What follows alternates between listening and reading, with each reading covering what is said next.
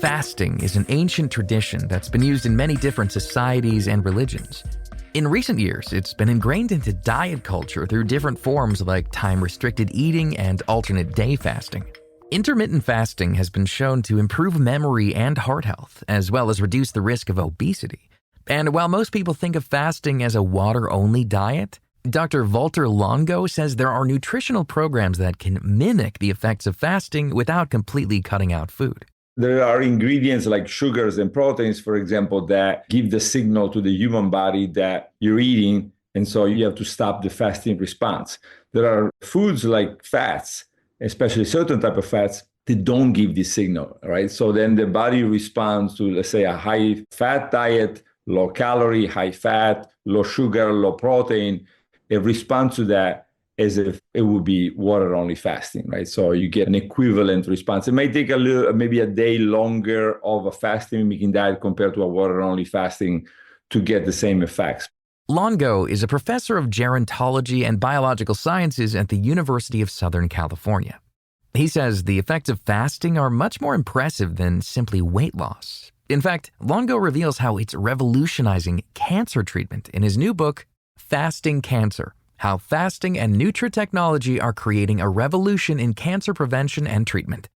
Cancer is extremely hard to treat because one tumor is made up of many different cells that may all react differently to a certain drug. However, the one common factor is that they all need nutrients to grow and thrive. So when cancer patients begin a fasting-mimicking diet, or FMD, it confuses the cancer without harming the healthy cells. All the normal cells, in a very coordinated way, know exactly what to do as you're starting to fast, as you continue your fast.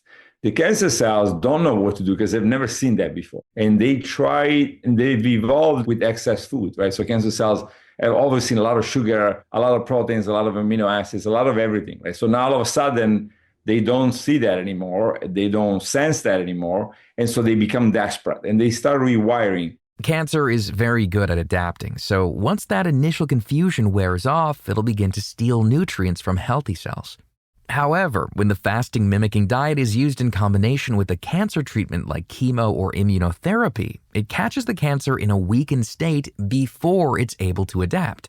You have to time it for that reason, so you have to make it go long enough, but you also have to time it because you don't want, for example, the refeeding moment to be associated with a lot of drugs, especially chemotherapy, in the blood of the patient, right? Why is that? Well, as you shrink, as fasting occurs and the body shrinks and goes into a protective mode. But then when it refeeds, it starts rapidly proliferating. A lot of cells start rapid proliferation and to get back to the pre-fasting status, right? So in this rapid proliferation, you don't want the chemotherapy to be at high levels, right? So this is why we always tell patients don't improvise, because it's more complicated than you think. In fact, consuming food right after chemotherapy could do more damage. So the timing of the fasting window is important, and the requirements change for different drugs, which is why it's so important for the oncologist to be overseeing every step of this practice. Somebody's getting hormone therapy. This is not what I just said. It's not really a problem. And the timing is not that important because this is given continuously. So most patients that we follow and they are receiving hormone therapy, they will just do 5 days of a fasting-mimicking diet once a month. And as long as it's once a month, it doesn't really matter how it's timed with the drugs. Whereas, with chemotherapy or radiotherapy, that's very important. We have decades of research on fasting and fasting-mimicking diets that show it can be a really effective addition to a cancer patient's treatment plan. For triple-negative breast cancer, there are enough studies where they're already showing overall survival. And so patients that combine chemotherapy with fasting-mimicking diet, the overall survival was nearly doubled, right? And so, these are small studies, but many studies have been done, all indicating for metastatic triple-negative breast cancer treatment that the trials suggest an improvement in survival in the FMD plus chemotherapy versus chemotherapy alone. Still, Longo notes that a fasting-mimicking diet isn't for everyone. It's up to the patient's oncologist to decide if this intervention is safe and the right choice for their treatment plan. Since this nutrition plan drastically limits a person's caloric intake, some people may not be a great candidate if they're already underweight or have kidney or liver damage. If somebody, let's say, had severe liver damage, they might not be able to sustain the fasting plus, let's say, the chemo or some other drug, right? So yeah, it may be killing a lot of cancer cells, but it's hurting the patient. However, the reward could still outweigh the risk depending on the severity of organ damage. Longo says the oncologist can put a patient on FMD for a day while closely monitoring their liver or kidney response to see if it's a sustainable option. In addition to the positive results seen with highly aggressive and advanced stage breast cancer, this treatment method has been shown to cause regression in lymphoma and colorectal cancers in animal studies.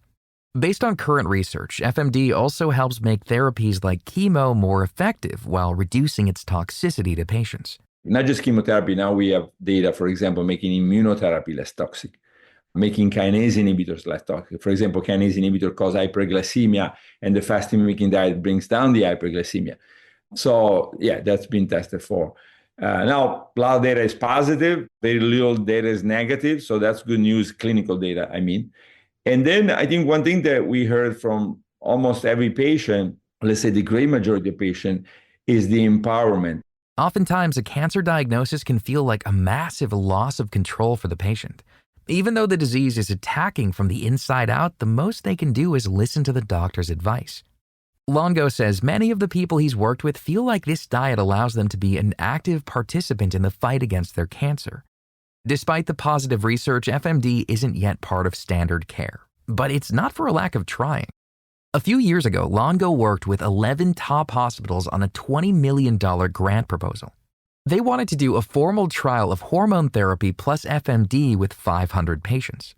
Unfortunately, their proposal was denied both times they applied. He believes the lack of progress could be due to an inherent favoritism of drugs in the medical field. We've been funded very well by the NIH for animal studies. But I think when you get to clinical studies, there is a lot of resistance, right? Because, the clinicians dismiss it and they don't see how this could be comparable to the drugs. Even though the current research shows it actually enhances the effect of the drugs. Longo says that many physicians are trained to think of drugs as the first line of defense, so accepting that nutrition can be just as effective in some cases is proving to be a big obstacle. There's few exceptions. There are some universities now that are having nutrition and lifestyle much more at the center of the medical education. But the great majority of medical schools don't have that. And then, this is one of the biggest businesses in the world, right? And so if you have a nutritional intervention, now this could mean that the next drug that somebody spent $1 billion developing may not be used because now you have a better, cheaper solution.